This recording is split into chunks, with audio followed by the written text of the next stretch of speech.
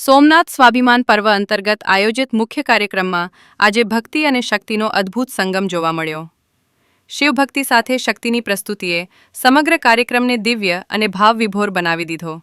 આપણી સંસ્કૃતિમાં શક્તિ ઉપાસનાના મહાત્મ્યને ઉજાગર કરતી એક અનોખી રજૂઆત સૌના આકર્ષણનું કેન્દ્ર બની. સોમનાથની માત્ર 7 વર્ષની નાની બાળા દ્રષ્ટિ વાયલુએ માતા દેવીના બાળકન્યા સ્વરૂપમાં ભવ્ય વેશભૂષા ધારણ કરી હતી.